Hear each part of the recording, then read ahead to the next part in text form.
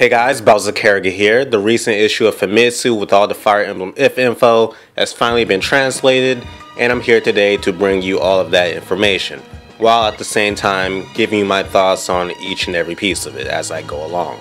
And there's quite a bit of it, so let's get right into it. The first interesting bit of information we got is the fact that despite the wide version having the world map, you are now going to have to pay to fight extra enemies on the world map.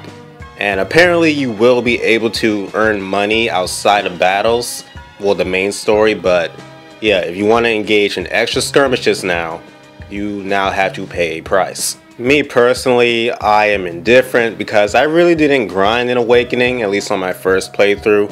I was mainly there for the story and the extra missions. So yeah, the only time I really did extra skirmishes was when I got a new unit and they weren't really up to snuff with my other people. But it's kind of an interesting decision. I mean, if they're already making this the easiest version. Moving on to the next bit of info, you can change difficulty mid-game, but there's a catch. You can go down in difficulty, but you cannot go back up.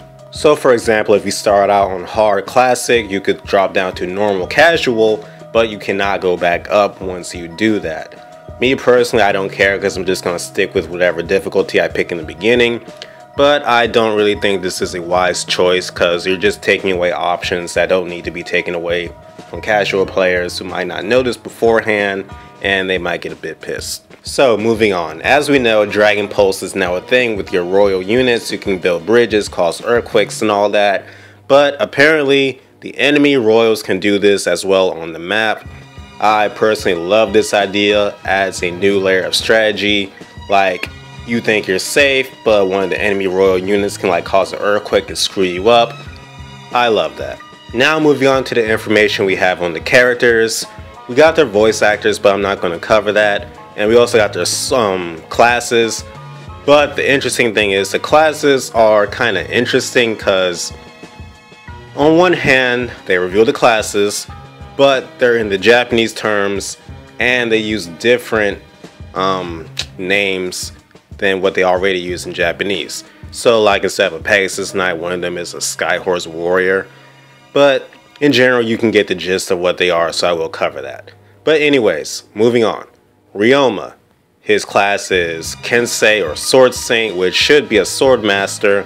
He is the eldest brother of the Hoshido royal family and your older brother by blood, you know, your main character.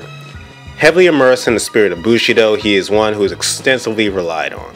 Hinoka of the Hoshido is a Skyhorse Warrior or a Pegasus Knight. She's the eldest female of the Hoshido family. The kidnapping of your character by Nor was the impetus for her to begin her training as a Pegasus Knight. Takumi is an archer, Ryoma's younger brother. In order to have his power recognized by others, he took up the martial arts. He has a strong suspicious jealousy streak to his personality. Sakura is a priestess, younger sister of Ryoma, Hinoka, and Takumi. In stark contrast to her siblings, she possesses a rather shy, affectionate personality. Marks of the Nor, the eldest brother of the Nor family, possessed by a stoic, honest personality, he obeys his father's will for the sake of his country. Camilla.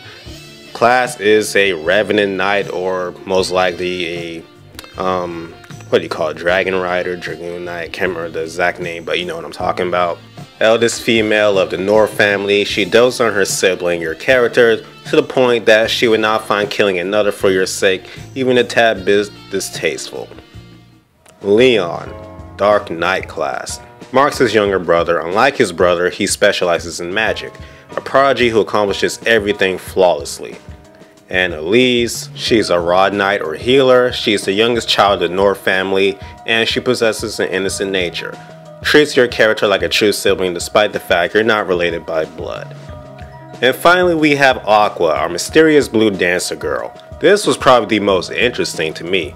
She possesses a new class, which is a dancer and a lancer user in one. So she sings and she can stab people. Yeah. And story-wise, she is actually the princess of the Nor Kingdom, taken hostage by the Hoshido Kingdom in exchange for you being taken hostage. So, our main character was taken by the Nor, and Aqua was taken by the Hoshido. Really interesting. Now on to the fact that each route will have unique classes to them. Now we don't know if these are permanently unique or you can class change into them or promote into them, but for right now they're unique. The north side will have exclusively sorcerers and heroes, while the Hoshido side will apparently have a new class called a Kijin, which I'm not sure what translates to in English, but they wield clubs and they prioritize in offense and defense, and they will have regular healers. So pretty interesting that they decided to do that. I kind of like the fact that they did do that though, because it makes it more special that they are splitting these versions, that it's just not a story difference but a gameplay difference. So I'm all for that because of this game split that they decided to do. Now we got information what I was most anxious about hearing: changes to the broken pair-up system from Awakening. Now we have offensive and defensive formations. With the offensive option, you'll be able to choose to always do a support attack on the enemy character, but it will be at a greatly reduced damage, unlike Awakening where your units did full damage when they support each other, and it seems it will always hit if you pick the option. For the defense option, as far as we can tell, it seems to operate the same as an Awakening, although I would imagine that it's not always zero damage anymore that they take. They're going to take something. So unless I'm misreading this or they translate it wrong, attack support is only with people beside you, but defense support is only with people you're paired up with. If this is true, that's a really interesting choice. Not sure how I feel about it, kinda indifferent until I see it for myself. And now we have good news for veterans of the series like myself who like the more interesting, diverse victory options. The Hoshido path will have simpler victory conditions, while the Nor path will have more complicated conditions like turn limits and defensive objectives. Great news. I'm so glad they did this. That was one of my main complaints with Awakening. Every chapter was just rush and kill everything. So I'm glad that's back, even if the Hoshido side doesn't get that apparently. And with the interview in Famitsu, they wanted to clarify that the north side can be enjoyed by new players to the series, and that the main difficulty comes from the play styles, you know, like the victory conditions and all that. So yeah, any of you newcomers from Awakening or new to this game, you can enjoy Nor. Don't think you're forced to pick Hoshido just because it's simpler, and Nor is going to be like mind-breakingly hard. Now, they also clarified why they added Phoenix mode, although I think most of us know the reason. Basically, they said that they wanted a mode for people who want to enjoy the story and aren't a fan of really strategy games or think it's going to be like an intimidating experience. So yeah, there you go. And finally, we have the information that with each path you choose, or buy I should say, you get 3 save slots. So if you pick Nor, you get 3. If you purchase Hoshido, you get 3. And if you purchase the final path, you get 3 for a total of 9 save slots. And ladies and gentlemen, that is all the information I have for you today. I wanted to do this video earlier, but I had a hard time gathering all this information because it was just in various places. But there you go.